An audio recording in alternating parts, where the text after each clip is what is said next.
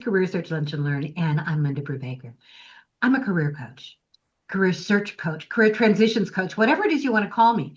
I'm the person who helps you to determine where your best skills are, what you like to do, what you don't like, and how you can transfer those skills to that next forever opportunity, whether it's a next forever career or a next forever job.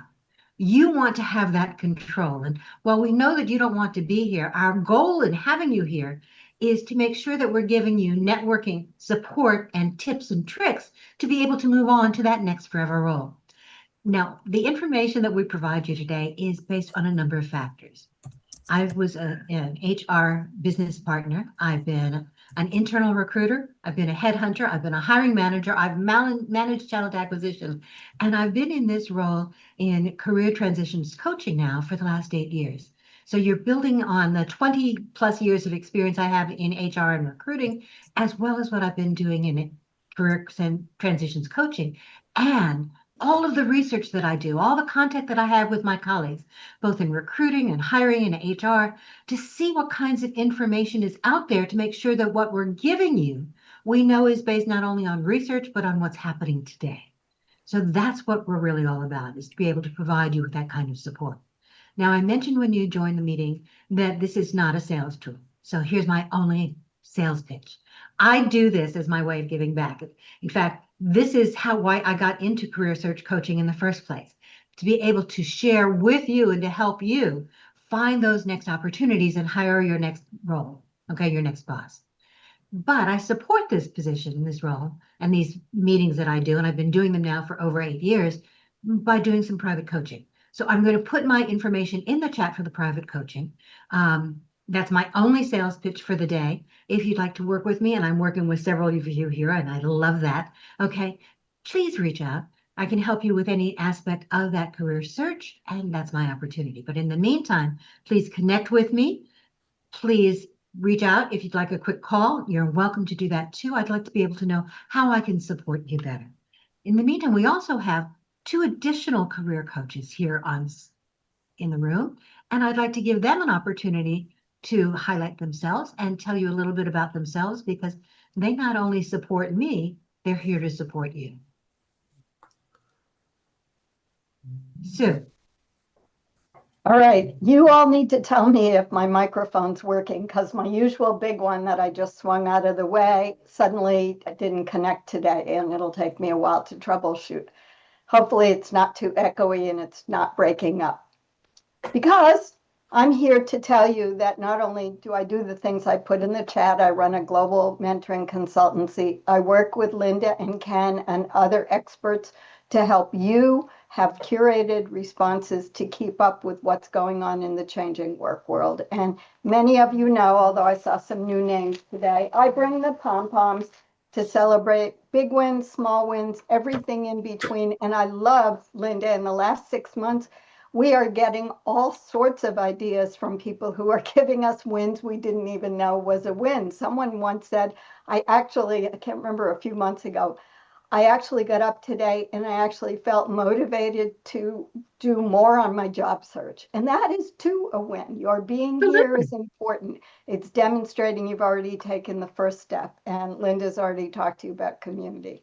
All right, I help Linda keep an eye on the chat. So I'll see you all in the chat. Use the chat for engagement, but also for showing your expertise. So if Linda or Ken or I or anybody else says something really important, repeat what they said in your own words. It'll help put it in your memory. And then it'll also help us see you as contributing. And maybe we will have not heard it and learned from you. Passing it to Ken now. Hi, everyone. Kenneth Lang here from Northern New Jersey, here to support Sue and Linda. I'm in a bit of transition now, but not the type that you may be used to right now. My desk and my office is in the process of being redone. I actually, my laptop crashed on me over the weekend, so I'm now in the process of moving things from different laptops. So here to support you the best way I can. I'm a brand specialist at Lee Hecht Harrison. Coming in September, we're going to be rolling out some new things for our clients there.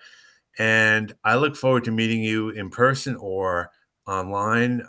I will be doing an event at PSG Central New Jersey. And Sue, I believe you're going to be there next month as well. It's our way to pay it forward and give back. And I'm here to help you, Linda, and everyone else. And I'm looking in the chat. I see some familiar faces, which I'm not sure if that's good or bad, but we're here to support you. So I'll help Sue monitor the chat, and have a great day, everyone. Thank you all. And thank you all for sharing. Love the fact that we're out here trying to give you this support. So for those of you who've been here before, you know that the way we start these meetings, as Sue mentioned, is that we start with quick wins. And to us, a quick win doesn't mean, yay, I got a job. Although please, we'd love to share those with you. Okay. But you got out of bed and you did something on your job search. You made a new connection. You commented on a post. You found something new to look at. Did something different. You exercised this morning. And if you did, please tell me how. Okay, give me that motivation. But the idea is anything can be a quick win. If you tried something new and it didn't work, that's a win too. So please, if you have a quick win to share, please raise your digital hand and let us celebrate those wins with you. Perfect. Pam. So I had an interview on Friday, I think Friday, and it went really well, but it's not a job I actually want, which is Oh, interesting. That's okay. I wouldn't have known unless I talked to them, and that's fine. I didn't tell them at that point in time. I'm gonna wait for them to call me back for a second interview, because I think they probably will. And then I had an interview on Monday for a job I do want, and that was good. And at the beginning of that interview, she said that the TA said that the hiring manager already had my resume in his hands and wanted to meet me. So that was good. I have another friend who knows who's recommending me into a company where he knows the person I would be working for at a job that I also really want. So there's been things happening. I don't know if the market's opening up. Those first two jobs, I cannot believe, Linda, you are just going to fall over. No networking connections in. They were strictly I applied. So I guess it happens. it does happen. And that's one of the things we need to remember is that you're hearing a lot about the fact that people only get jobs because they know somebody in the company. 100% not true. Yeah. Okay. If you've got the right resume, if you've got the right background, if you format it in a way so that people can see specifically, easily, for the dummy on my side of the desk in the screen, okay, what you can do for them in that role, Yeah. speaking as a hiring manager, as a former recruiter, former executive search consultant, all of that, those are the candidates that get seen, okay? Yeah. Does that networking connection help? Sure, it might. I'm hoping it does, for But it some of these doesn't, other. it's not always necessary. I don't actually care if I get a job. If I get the job that a job that I want, I don't care really how I got it. Right. And that's okay. And so, it's nice when something positive happens because it makes it easier to be positive for Exactly. it's the filling your tank thing. And that's exactly right. By the way, I want to congratulate you on making the decision that you don't want to continue with that conversation with that job you don't want. Giving Yeah, that's yourself fine. that power to walk away, it has to be the right role for you. And to It's me, that's a huge win. it's very hard when people are saying take anything because money is money and you haven't had an income for a year and a half. So that's a really hard thing to battle with, but I know I'm pretty sure I'll be miserable in that job. Right. It's important to make that decision. So for me, pom-poms and congratulations to you, Pam, for making that decision, as well as for the interviews. Okay. Jeffrey, you got your hand up. Okay, well, thank you. This is my first meeting, and sorry I'm gonna have to drop out early. But following up on those two items we just talked about, so I also applied, that 1% that is finding a job through or an opportunity through hitting the apply button. And what Linda mentioned is having your story on your resume is what got me in the door. So Definitely. I just wanted to kind of follow up because that's my success is I went through that small 1%. Absolutely. Perfect. Okay, thank you. Let's see. Good morning. How are you? First of all, Pam, congrats. That's good to hear. I got word today that I'm going to have a second interview with a company, and kind of leads to a question. The money is a little south of what what I'm shooting for. And I knew this because the lady reached out to me today and asked if I was still interested. And I am. I want to get down to the nitty-gritty of the day-to-day before I decide whether to pull the plug on it or not. So my question, Linda, or whomever, is if I know it's south of what I'm looking to make going into it, and I still want to find out some of the aspects of the job, is that still the right path to follow? So it depends, and I'm going to ask Sue and Ken if they'd like to weigh in on this one as well. So here's my take.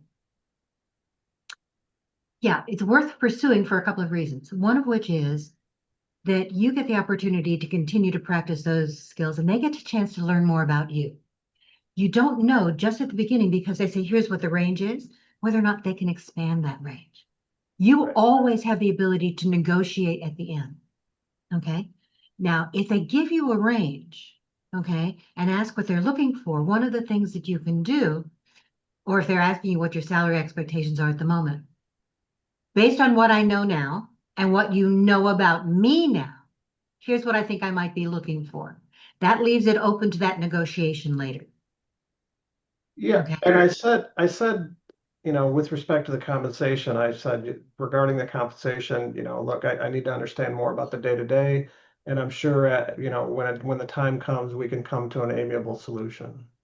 Correct. And so here's the other phrase that I've started telling people to use, and that is, if they're giving you the range, ask them what an employee at the low end of that range might look like and what somebody at the high end might look like.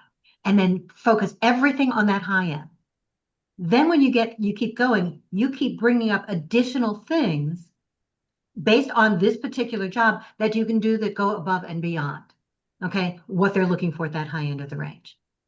Okay, but it's always something that you can at least try to negotiate. No guarantees, but you can always try.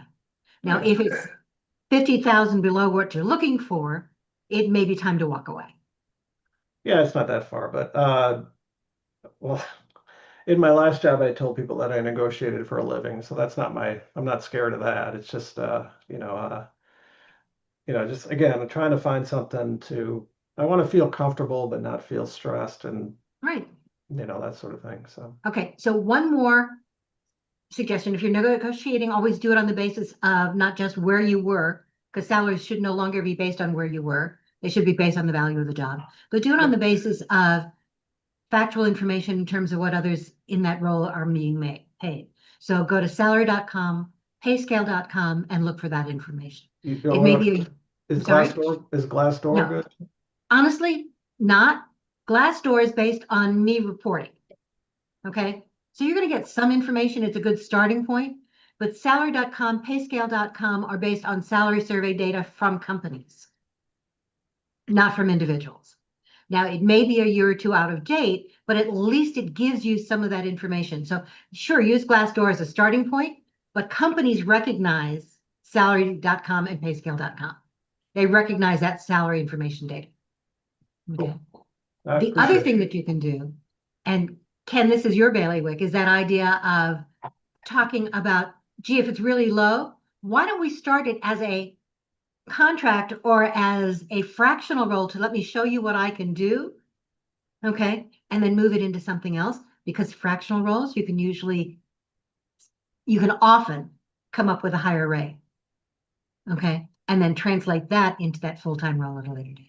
I mean, the other thing I actually put this in the chat is sometimes based on your background, they may create a new position for you, which is actually what happened to me at one of my assignments. They realized I didn't have the specific industry skills for the industry, but I had the other skills, the technical skills. So they created a position for me, took my strengths. And you don't know if that's going to happen or not, but sometimes companies don't know what they want until they actually start talking to people. They Mhm. think they know what they want, but that may not be actually what they want. So just And- something to consider. Absolutely true. So keep going. And again, you have nothing to lose at this point. You're Right. not tied into their salary range, but the more you show them what you can do, the more likely they are to either negotiate to where you want it to be or to change that role to fit what it is you want and what you can do. Perfect. Thanks, Okay, Ken. appreciate it. Thank you. Uh-huh.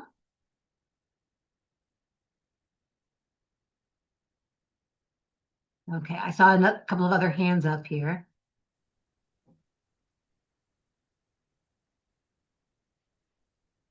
Good morning, Erin. Hi.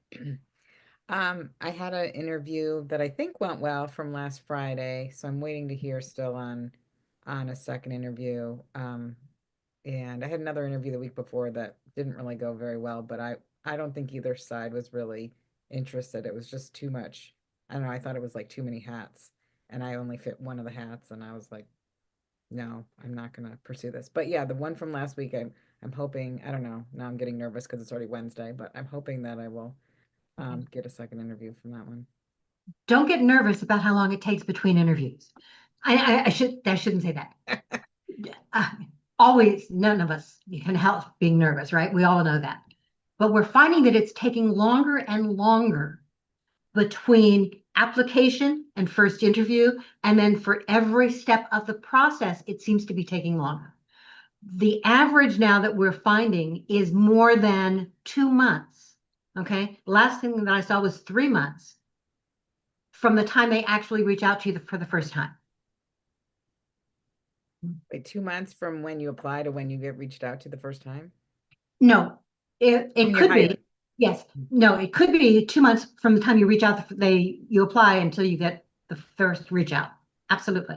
But it also is that it's now from 2 to 3 months and sometimes even longer because things keep stretching out from the time of that first interview to the time of hire.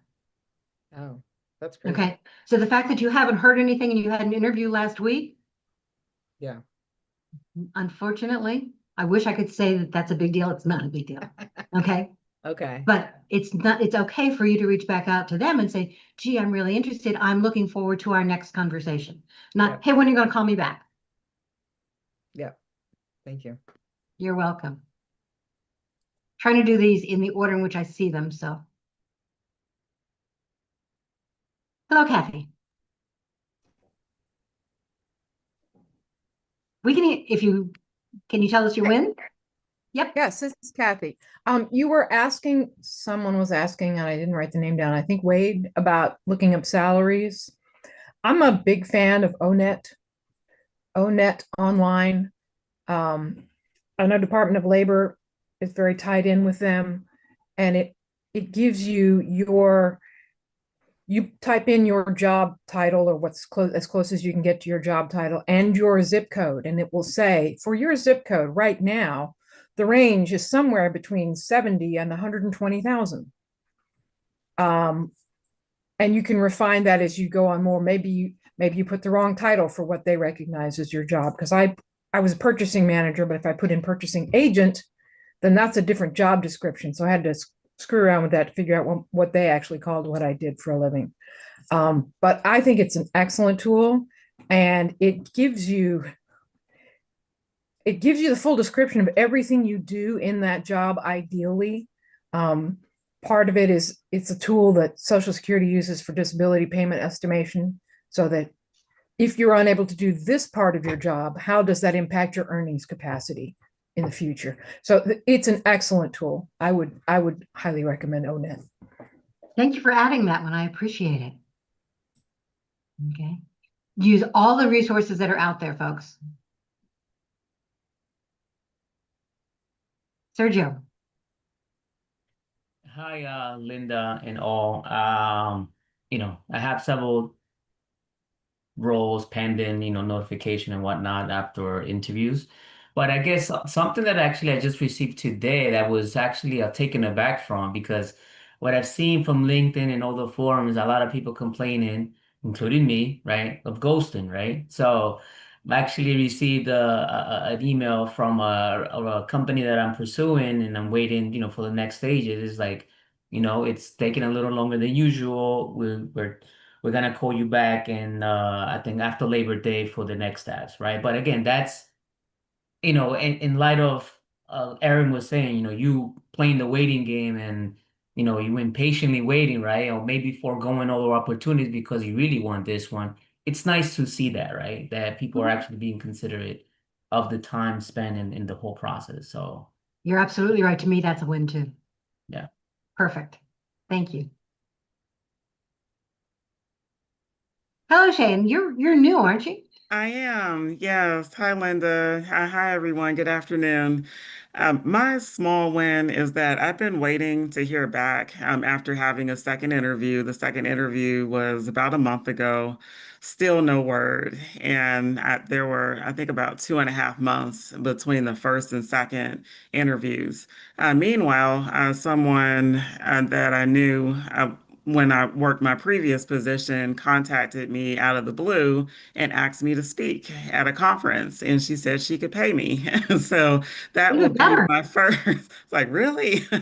This will be my first speaking role where I will get paid to speak at a conference, and they want me to talk about pivoting in my career.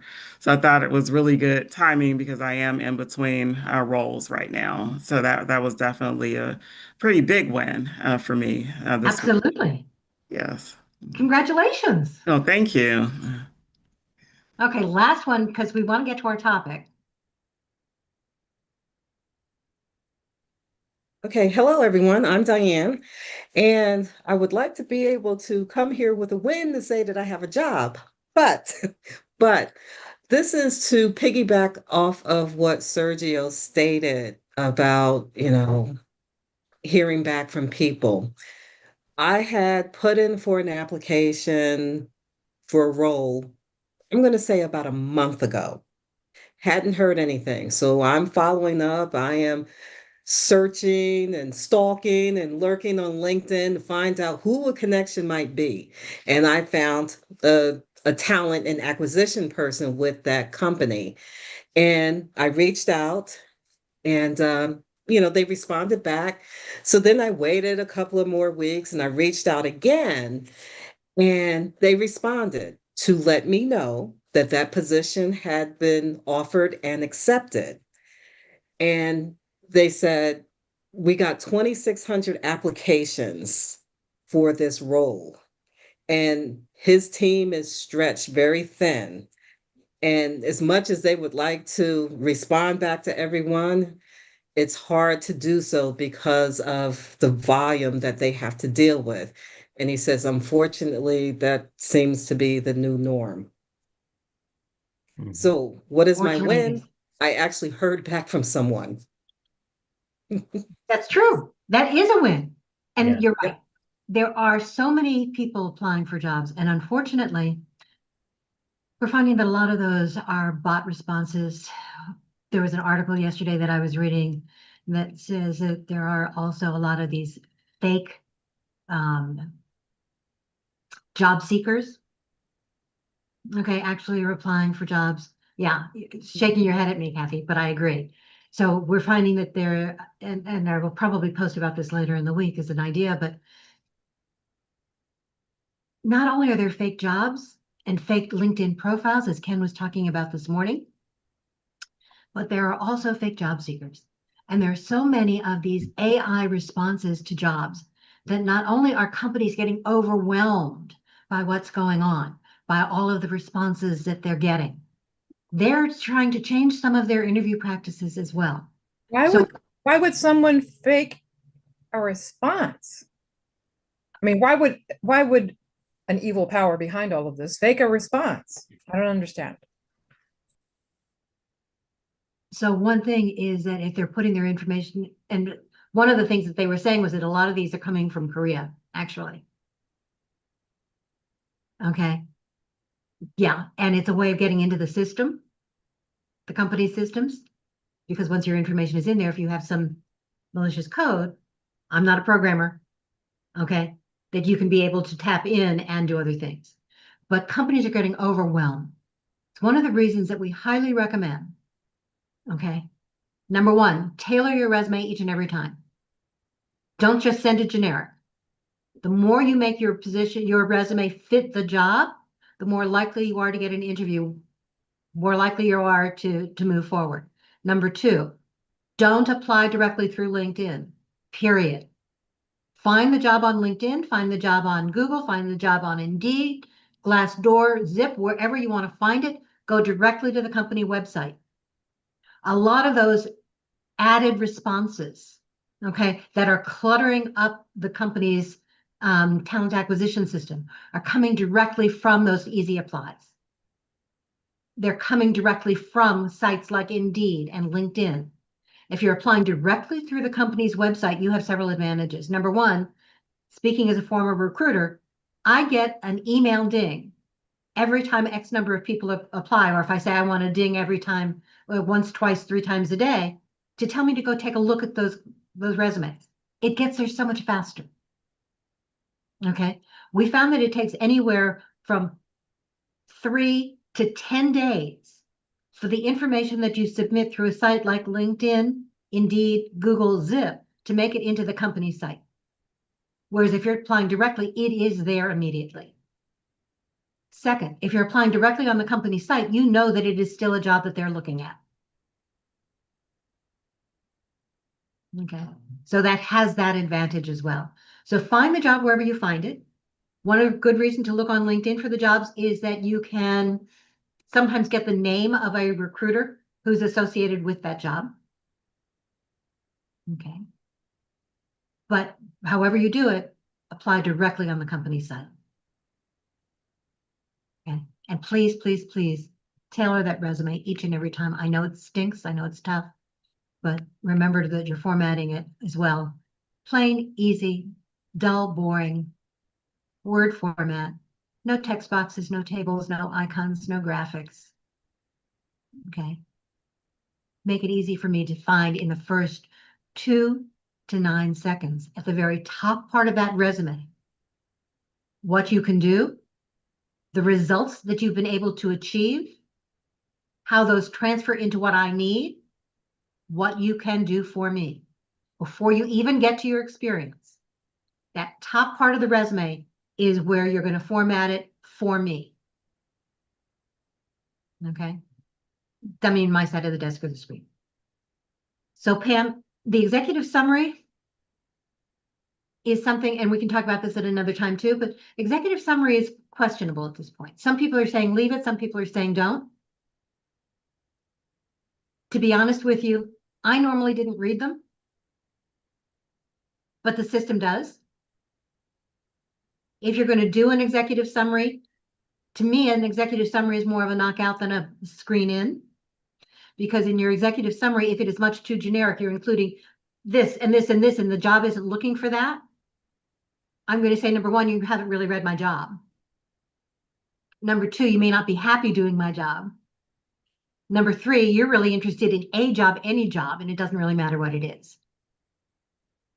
So if you're using an executive summary, professional summary, whatever it is you want to call it, make it tailored to what you can do for this job. And please make it no longer than 3 to 5 lines because people aren't going to read beyond that. Ken, what are you advising people about that?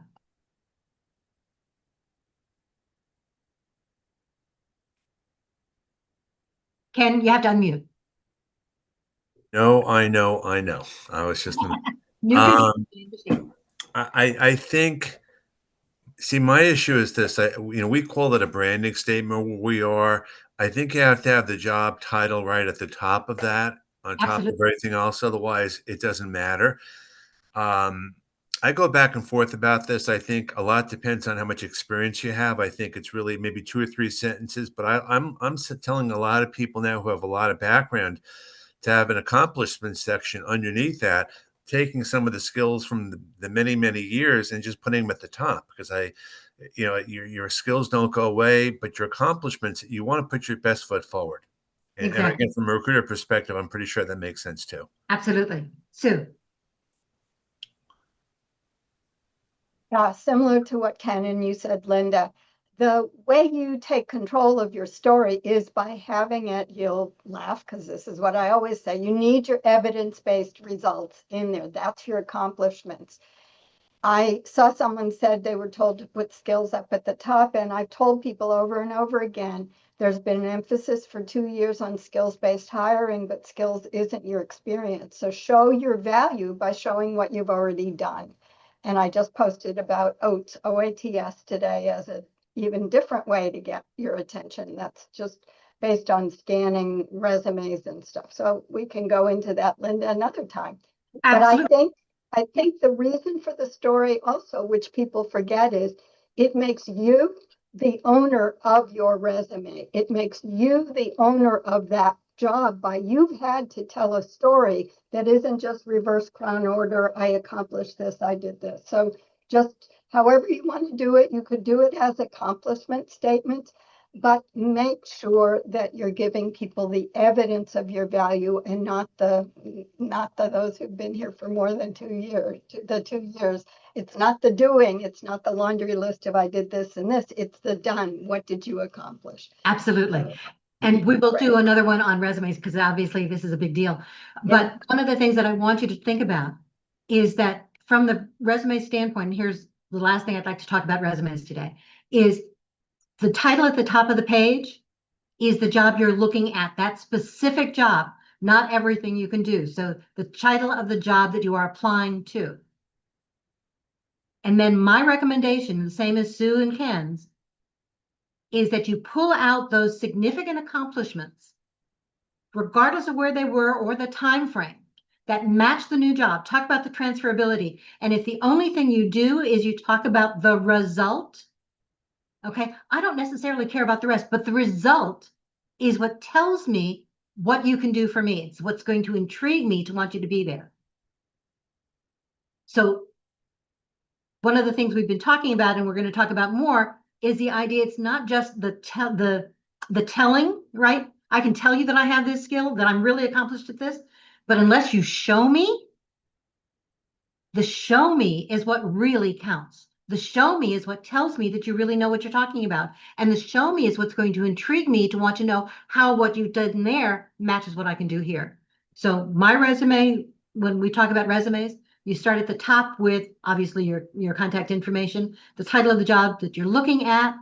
Then you're going to put in either, and you can switch these around, either that accomplishment section, highlights, whatever it is you want to call it. And then you're going to put in a section with the skills or expertise, those terms that match the terms in the resume. Don't go above and beyond. Above and beyond hurts you. Okay, in this case.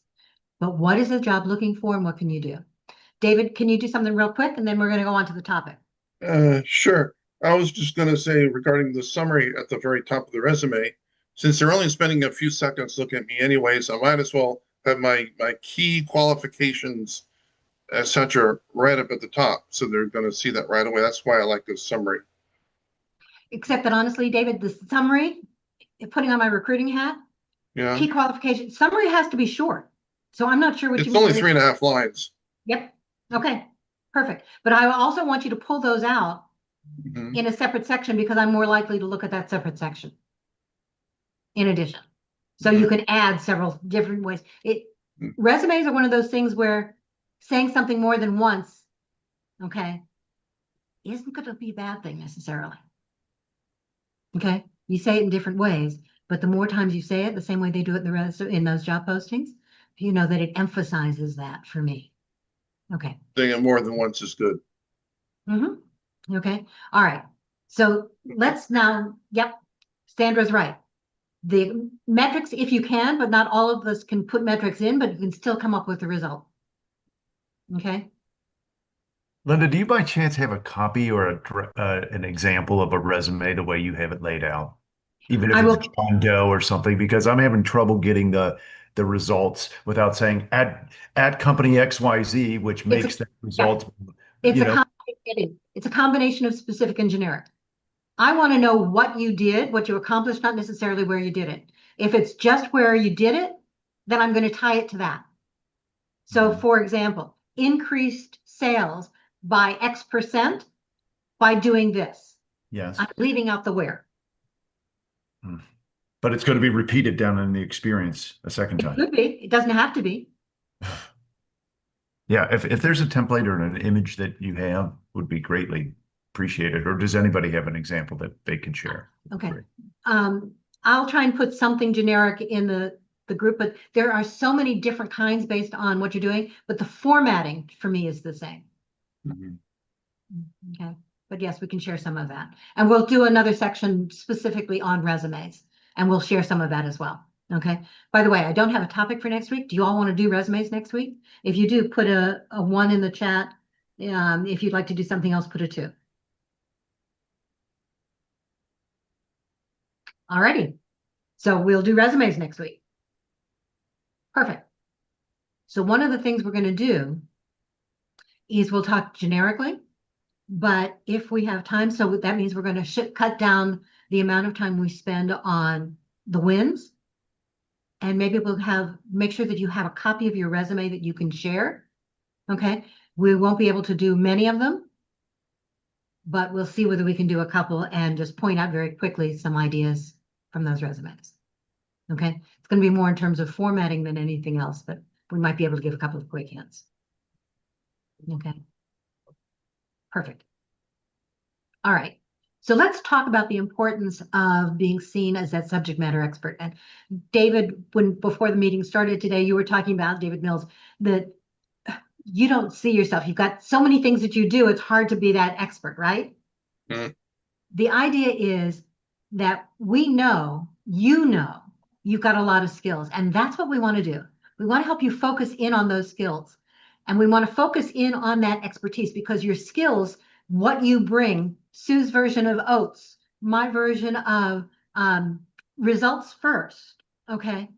What you bring to that new job, to that new role, or any new role, those are the things that help to make you that subject matter expert. And there are several ways. Today, we're really only going to focus in on LinkedIn, okay? But I want to remind you that there are ways that you can showcase that expertise that make it easier for us to find you, to see that professional expertise and want to hire you. Now, we know that your resume is important, absolutely important in so many different ways. But we also know that employers are looking at your LinkedIn profile and your LinkedIn activity as well. That profile and activity helps to get you be seen. And if in many cases, before we bring you in for that interview, and in some cases, before we actually do a deep dive on your resume, we're going to take a look at your LinkedIn profile and activity. So how do you showcase what you do on LinkedIn, who you are on LinkedIn, okay, to highlight that expertise? Now, there are several different ways. One of which is in the way your profile is written to begin with. We know that your headline is important. That's where you start to talk about what your expertise is, okay, the kinds of things that you're interested in doing. In your about section, you can start to tell your story, because your story is what's really important. Your story is what makes you, you, and starts to talk about your expertise, the things that you bring regardless, how you got started and all of that. Your experience section tells it too, okay? And then that skills section where you can now add 100 skills. Think about those as the ways that I'm going to search to find you. And so again, it's not everything that you can do, it's everything you want to do that you've got some experience with. Think about those as Boolean search terms, and here's what I'm going to do. Now, LinkedIn has made it easy for us to also not just add those skills at the bottom of the page, but also to add 5 to 10 skills, and please don't do more than that, in each job, okay? So that it highlights that skill set, that expertise that you've been able to build on throughout the years. You can also add 5 to 10 of those most important skills in your about section. Again, it's another way that we can find you. But what I really want to talk about beyond that, because we're going to spend a lot of time talking about LinkedIn profiles too. By the way, any questions on that before I move on?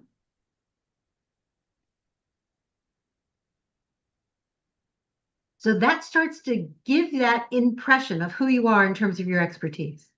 But now here's how you start to demonstrate. Okay. Your LinkedIn profile to some extent is static, although you can change it at any time. And we know that it updates as soon as you change it. But I want to see your LinkedIn activity. If your profile is just out there and you're letting it be, you are losing out on opportunities. It's not just the profile that counts, it's your LinkedIn engagement. And that's the way you really not only start to say who you are as an expert, but the way you continue to build on that expertise to build your connections. So if you think about it, okay, one of the things we keep talking about is, okay, and yes, there are several different headline generators. Not just Sandra, that's one. There are several others as well, and I'm going to add another couple too in our private group if I don't make it into the chat. But they're headline evaluators that help to figure out where they are. But your comments, your activity, your posts are going to help to make you be seen. So I see a lot of you out there who are beginning to do some of that commenting, and Marianne, you're getting really good at it. I love seeing your comments on all of these posts. It's not just a like. A like is a good thing, but a like doesn't get you seen. It needs to be a comment that helps to move the conversation forward. What we're really looking for is something that's minimum of 15 to 18 words. I know it sounds arbitrary, but that's what the LinkedIn algorithm is looking for right now. The reason that comments help, the reason that posts help, is that it helps to demonstrate that professional expertise that you have. And yes, we can all do so many things. But as you're looking at it, think about one or two of the things that you really want to move forward with, and then post about that. Or, and this is actually even more important than posting sometimes, comment on the posts of others. When you comment on someone else's post, here's the advantage of doing both. And if you're only going to do one, comment. Okay? You're uncomfortable posting, comment. Posts help you determine the narrative. You get to say what it is you want to talk about. And if you're doing something that helps to share that professional expertise, so much the better. But when you post, your post gets seen by some of the people in your network, not necessarily all. So when you post, make sure that as you're doing it, if somebody comments, you are commenting back, replying back, recognizing that, at least within the first hour. The more you do that, the more likely your post is to be spread out to other people as well. Comments on posts really do help in terms of that engagement. They help you be seen, right, Ken? Yeah, I think the most important thing is to engage on other people's posts, probably more than anything else. I think, especially now with the algorithm all funky and so many people complaining about the number of views, the number of impressions, and all that. We've had a whole chat on that. It's really much more important to engage and to find your tribe. Your tribe may be 5 to 10 people, but it's really about a quality versus a quantity thing. And Absolutely. yes. Okay. And those comments help to show your expertise. And it shows your expertise not just to your network or the people that post might reach, but it shows your expertise to the original poster. It shows your expertise to other people commenting on that post. It shows your expertise to people in their network as well, and the network of everybody else who's commenting on that post. Making that post, that comment, really helps you not only in terms of your engagement level, and please, I know the numbers are out there and everybody keeps commenting about the numbers. Comment more for the value of what it brings, not for the engagement. We want the engagement, sure, but do it because it makes sense, because you're actually moving that comment along. Okay. And by the way, if you've got some of these posts out here, you can tag some of us in the comments, okay, or in the post itself. See what's going on. Double check to see who's out there and see whether we can do that. The other good thing about commenting on these posts, we're talking about building your expertise, making yourself seen, right, and heard. think about reaching out and commenting on the posts of people in the industries that you want to be involved in or the companies you want to be involved with. Think about commenting on the posts of people who are doing the work you want to do, right? The thought leaders in that area, those people who are coming up with some of those ideas. It's a way of not only increasing the networking opportunities, it's a way of being seen in those companies. It's a way of being able to showcase your expertise and keep building on it. Ken was talking about the algorithm a little while ago. The algorithm values your comments right now, sometimes even more than your posts. It shows that you're engaging on LinkedIn. So as Sue mentioned in the chat, when I look at your profile, your activity section shows up, whether you like it or not. And if you're static there, if you're not commenting, there will be no activity seen.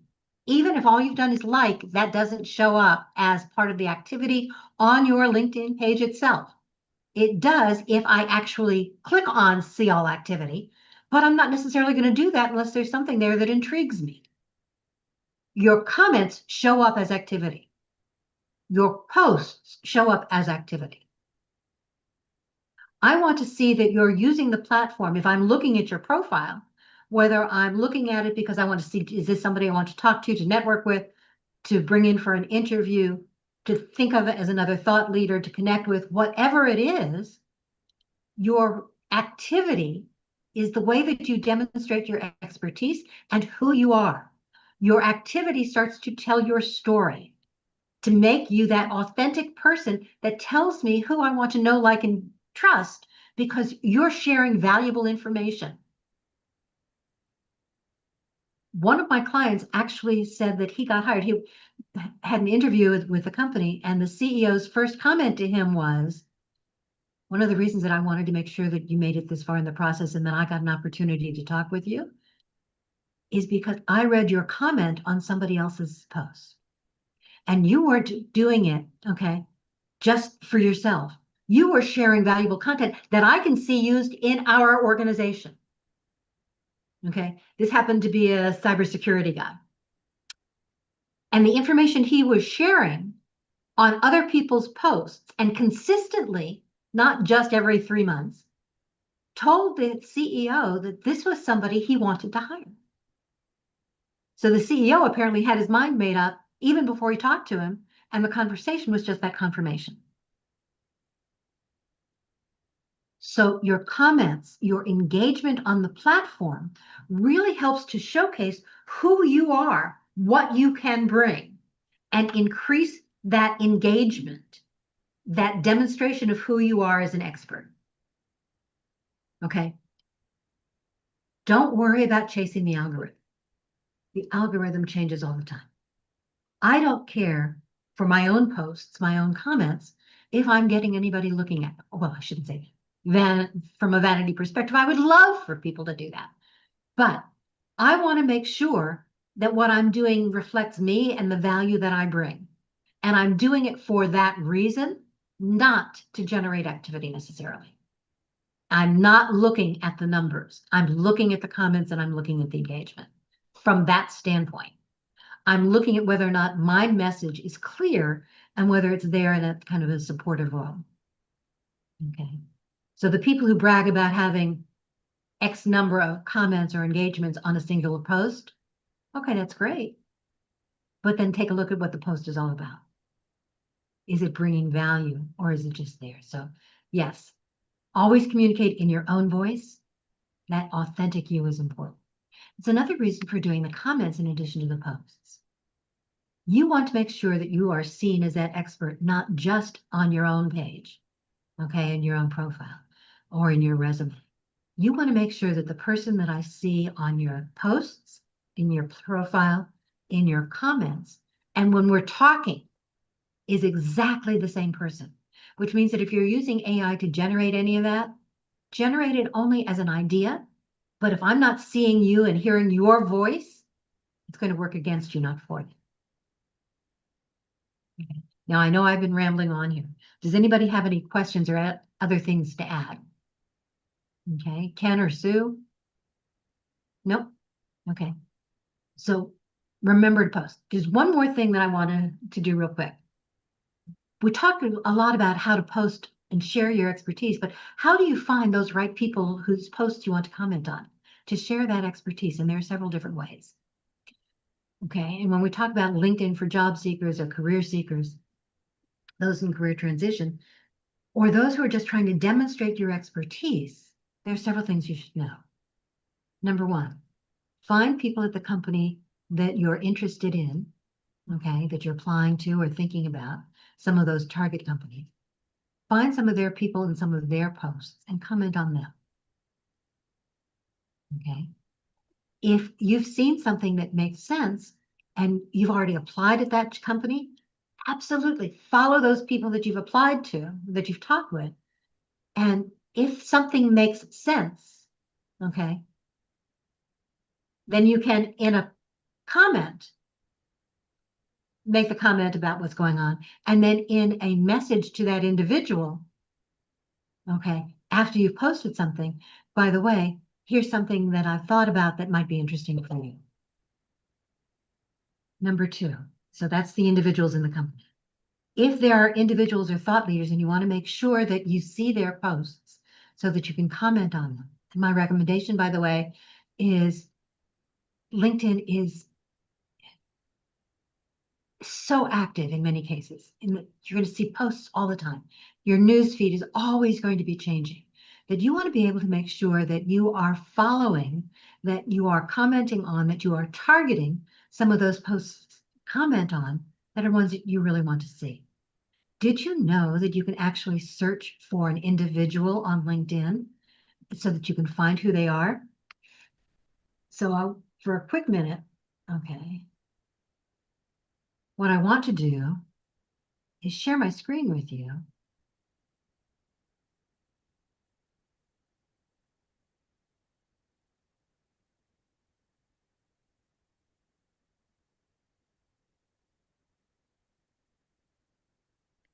Maybe. Can you see my LinkedIn feed? Yes, no? Yes. Yes. Yes. So Yes. you all know how to search for individuals, right? I'm going to go up here instead and search for posts. So I'm just going to the search bar, and instead of typing anything directly, I'm just going to hit the return button, return key. And I can look for posts from people in my network or LinkedIn news or anything else, but I'm going to go to posts.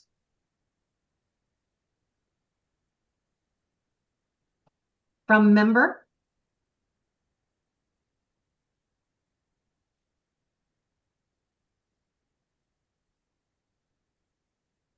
Okay. As an example. And then I can do it by date posted.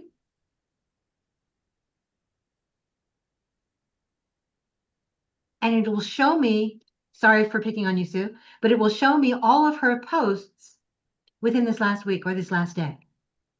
Now, what I could also do, let's say that I want to do more.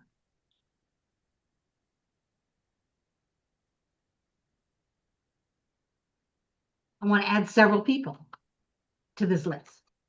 Okay, I want to add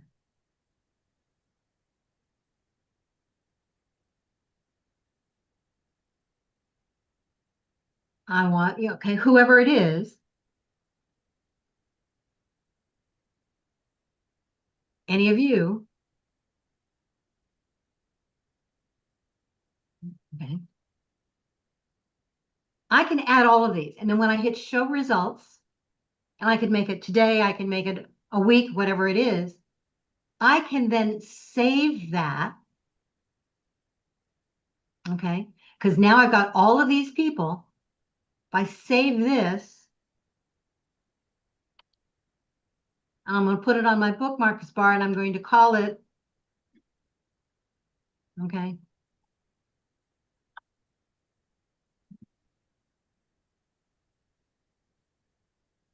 for the moment, okay. Now, I go to my bookmarks bar, I can find that. And it will pull that same search back up again. And every time I go into LinkedIn, those posts are going to come up. The new posts are going to come up. So rather than sorting through everything, okay, and a lot of us are telling you to double click on our bells on our profile page to follow what we write. Okay, I admit I do too. But that doesn't necessarily going to mean that you're going to see it. See, I bookmark a lot of people. I have a Google bookmark with all the people that I want to follow. And I just have that off to the side, the 15 or 20 people, but that's just me. No, can you show us how you do that? You bookmark their individual posts? Or I create a bookmark on Google. It says all bookmarks there. I just create I have a tab that says LinkedIn trainers. Okay. And then I have underneath each of those, I have different people. That's happened over time. I mean, it's just creating a Google bookmark. Right. So there are lots of different ways of doing it. But the idea is you can control what you see, because unfortunately, LinkedIn isn't going to do it for you. And LinkedIn has changed some things so that now I don't know about the rest of you, but I'm seeing a lot of older posts show up in my news feed. Yes. LinkedIn is right. Mm-hmm. So you can go in and you can change your settings to make it most recent rather than what LinkedIn says is most relevant. But one of the better ways of doing it is to help control that feed is to do those Google bookmarks for those people you want to follow, or to do that kind of not control search, but that bookmark link that's all of those people. Now, if you're doing what I just showed you a moment ago, you can only add 20 people to that search. You know, I would also recommend people download their connections. It's a little bit harder than before because it's now part of your entire data. It's not a separate thing, but I always recommend people do that and just do it every once in a while. How often do you recommend, Ken? I do it every couple of months. There's no one right or wrong, because what I do is I just take the most recent ones and I just update. Again, I do a lot of stuff off to the side, spreadsheets and the like. I mean, it's just because it's easier for me. Right. I think I just saw a couple things in the chat, which is like, how do you do a bookmark or something? Was that a thing? Yep, there was one.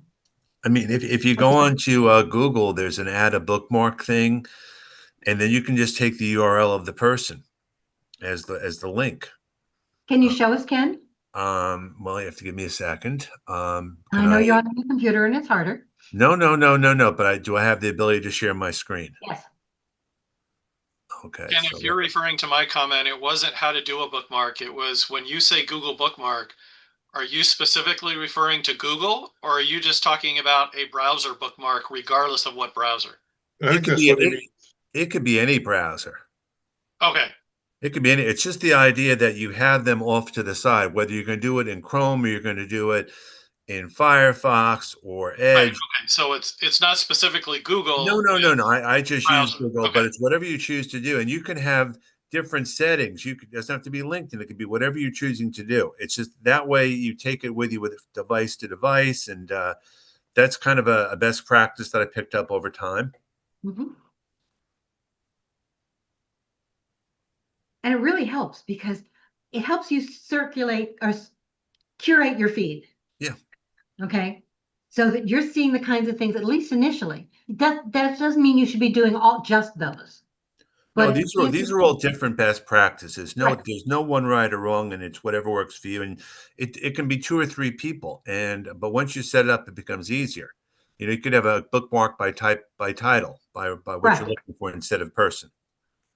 So there are lots of different ways of doing it, but it's a nice, easy way of being able to curate your feed and make sure that at least initially, when you're going into LinkedIn for the day, you're seeing the posts that are most relevant to you. You've got the ones that you know that if you're commenting on them, they're going to help you to demonstrate that expertise, or they're going to give you the value from the posts that you're seeing. Now, it may be that those people aren't going to show up every day that you go in, and that's okay. But it's a nice, easy way to be able to say, these are the people you want to see. Mm-hmm. Okay, Kathy, you got your hand up. Yes, thanks. I just wanted to ask a little bit more about curating your feed. So if you could give an example of, for a certain industry, who would you want to be following? Who are you targeting to have in your feed? Just to expand on that a little bit. So there are lots of different things that you can do there, Kathy. Oh, excuse me. Okay. So what industry are you talking about? Industry, or are you talking about company? Well, for instance, I've worked with job seekers before, and I'll tell them to follow Ken Lang. So in their feed, they're following people who are good on career advice. If they're looking for a job, it's good to follow experts in how to find a job, right? But in addition to that, who are they following? Like within their own industry, are they trying to target people who are within companies where they want to work? People who are from professional associations. Like I'm just thinking like trying to brainstorm ideas. Like how would you come up with your list of who you want to follow? Like past coworkers, colleagues, who's in that mix? Can I say yes? Yes. So this isn't an either or situation. You don't have to limit it. So if you know that you're targeting a specific company, then I would try and find some of the people within that company who seem to be posting a lot. And I would add them to my list for a curated feed. I would add that company to my list for a curated feed. If I'm thinking about a specific kind of job, I would again do a search to see who's the right person. As they come up in your feed, see what happens, or do a search for that industry, that kind of role that you're looking for, and see who's posting a lot and whose comments you like or whose posts you like. Ken. No, I don't think there's one right or wrong way. And just to let you know, Kathy and I, we're both in Northern New Jersey. So we work with job seekers differently. I think it has to be individualized. When you speak with a person, there's no one right or wrong way to do it, but you have to be very specific to what works for them. I mean, I think, something like this, we're just being very general what we can do to support all of you. But I always recommend, reach out to people and even ask a question on LinkedIn. I think that's a very big miss. People should just ask the question on LinkedIn. Absolutely. So please do that, okay?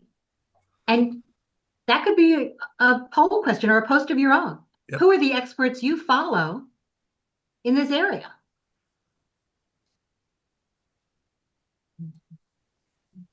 And if you have an expert or two that you know, you can also tag them in the post. Who else would you recommend? Okay. So Ken, I'm going to pick on you for a moment, only because I commented on your post this morning about fake profiles, cloned profiles. And one of the comments there talked also about it tagged a couple of people who were talking about job scams.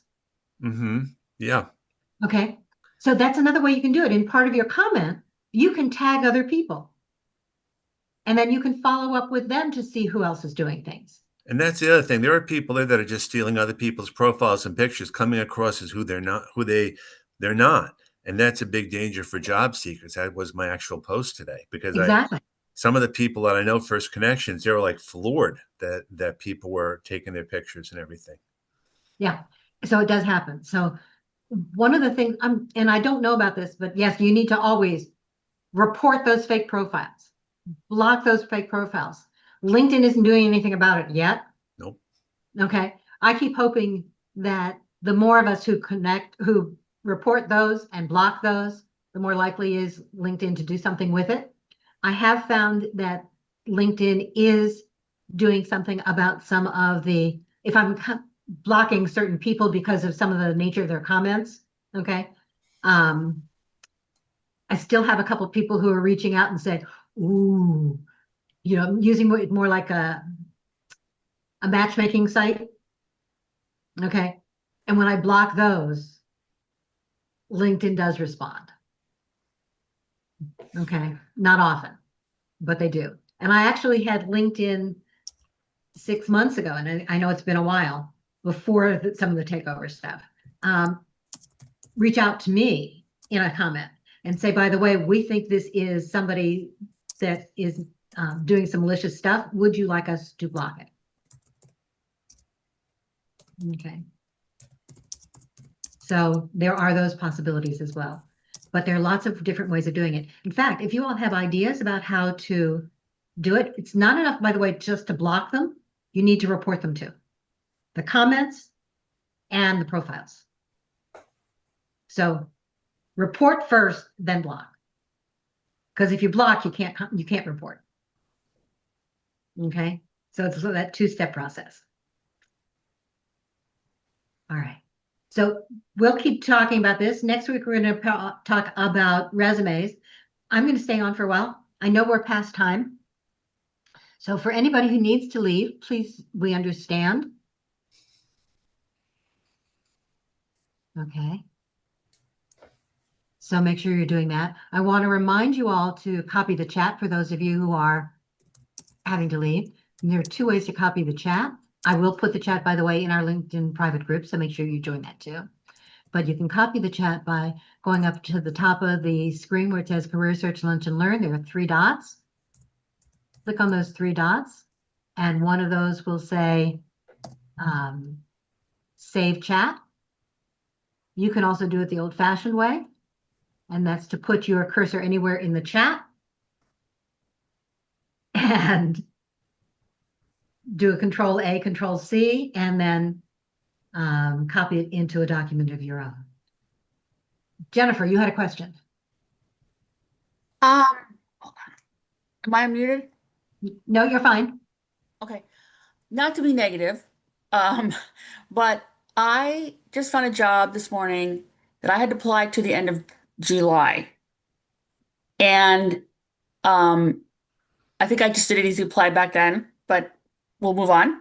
So I looked at their company website and the job is there posted as of May, but now it's back on LinkedIn just today. So like I've seen this before where I applied to a job, it's there again. It may or may not say we posted, but it's like, I know I applied to this job. Why is it back on LinkedIn just in the past day? It's back for several reasons, Jennifer, or maybe back for several reasons. One of which is they haven't gotten the candidates they think they want yet. Okay. They posted it in May and it's now August, so they think that everybody who applied may no longer be interested. Some companies unfortunately do that. They may have changed a little bit about what they're looking for. Sometimes companies repost, unfortunately, because they're doing it as a way of just building that candidate pool. Mm. Okay. If you've seen that job and you've applied, you can, and you found somebody within the company. Okay, there are 2 different things that you can do. Number one is you can, if you set up an account in their system, okay, and some companies allow you to do that, go in and edit the resume that you have in there, which will treat it as if it is a new application. Mm-hmm. Okay. Okay, it will replace the information. What that also does is it gives me that ding. Okay. Mm-hmm. Second thing is, if you know somebody in the company, okay, you can find somebody in the company, say, you know, I've just updated, this looks really interesting. I wanted to let you know that I'm excited and I've updated my resume in your system. I would love to have a conversation. Or Right. please take a look. Okay? Right. Nothing to lose. Okay, that makes sense. My second question is I have several recruiters I made first connections with in the legal field because I'm looking for a new position as legal assistant paralegal. And I reached out to them all, 5 or 6 of them, like a week or 2 ago with a nice email and, you know, an updated resume, and nobody's getting back to me at all. And And I that's, don't, sorry. Here's the reason, Jennifer. Outside recruiters only get paid if they make a placement. So unless you're applying to a specific opening they have, they don't have the time to talk with you. They don't work for you. They work for the company that they're making with. So just saying, hey, here's my general resume. I would love to have a conversation. If they have time, they will. But their main goal is to get a placement so that they can get paid. Okay. So my recommendation when you're reaching out blindly to a recruiter in your field, check to see what kinds of posts they have, what kinds of openings they have. Apply specifically to that role with a cover letter that says, okay, if this isn't the right fit, I would love to be able to have another conversation because this is the area I'm targeting and I'd love to find out more from you about what works and what doesn't. Okay. and Okay. how I can fit one of your openings that you have. But you have to do it as if you are applying for a position first. And that's putting on my outside recruiter hat. Oh, I appreciate that because I just felt a little discouraged. I felt like I had a nice cover letter and nice Right. resume, and I just out of 6 people, nobody got back to me. So that just felt a little discouraging. Remember, they don't work for you. They don't work for me. Okay. So make it, that makes a lot of sense. That's a nice, it's more than a tweak, but it's a nice, it's coming at it from, I'm not doing a lot different, but I'm coming at it from a different angle. So that makes that How helps. you Thank you. help them, as opposed to how they can help you. Gotcha. Okay. Thank you. You're welcome. Okay. So I'm trying to see, I know we didn't get to all the comments and the questions in the chat. Are there a list anywhere of legitimate recruiters versus the scammers? Oh, that's such a great question, and I wish I had a great answer. Okay. There are actual legitimate recruiters out there, a large number of them. Here's what you need to do is every time, if you ever have questions or concerns, and you don't know whether or not it's real and you can't figure it out for yourself, reach out. Okay, and I will be glad to help you try and figure it out. But go onto the company's, onto that person's profile page, see what they're doing, see their activity, see whether or not, number one, it really looks like a real recruiter. If they are reaching out to you and the comment is, and you know that they haven't done anything yet, you have a great profile. Would you be interested in, okay, those bot generated comments are not from real recruiters. They really aren't. Okay.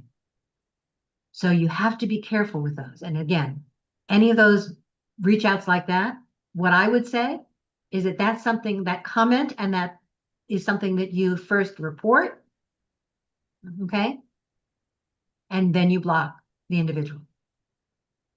If you can't figure out whether or not it's a real recruiter, go to the recruiter's LinkedIn page, see what they're posting, see how long they've been on the platform, see whether or not their activity says that they're doing something. If all the comments that they're making are exactly that same bot generated thing, not a real recruiter. If they say that they are in marketing,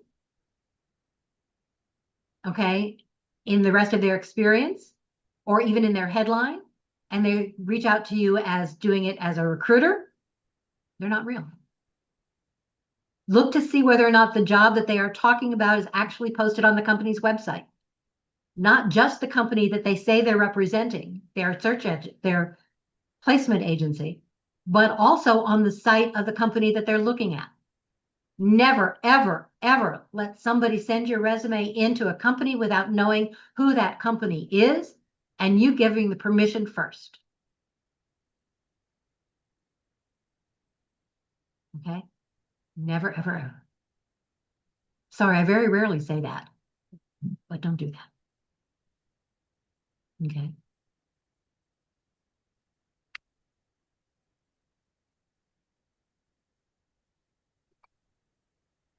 You've got a question. Yes. Hi. So my question is, so I've been on this journey of looking for an employment since last April. So it's well over a year now. And the beginning was very discouraging, dealing with everything that you've discussed. I've amped my profile, I comment, I make posts, I write articles in many different ways. I've participated in speaking engagements for companies that would have, like, so I work in compliance in the same kind of a venue. And I also last year created my own website for consulting, and I kind of hired myself in consulting bid and exploring that. So my question really is, how do companies look at that? So, they see me, I was working in, now I am in the way working for myself, but I'm entertaining great roles if there's something that I be interested in. What do you think? Is it a positive or a negative when companies are looking at it now that I have my own company, consulting company in the way? That's another topic for another day. Okay.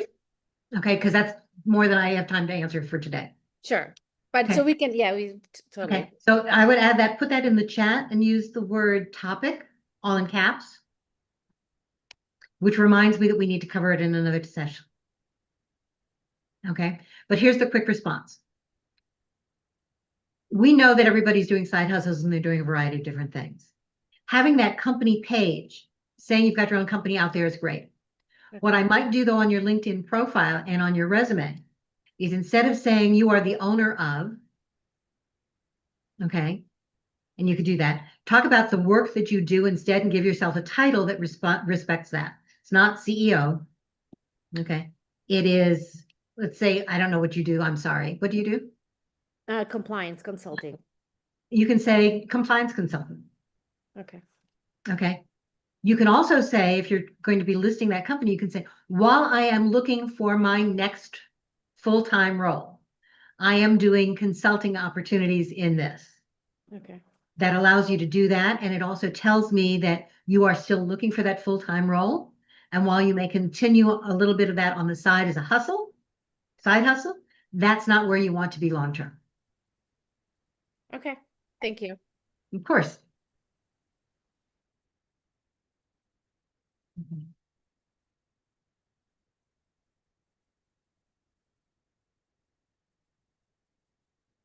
Anything else? Okay, without.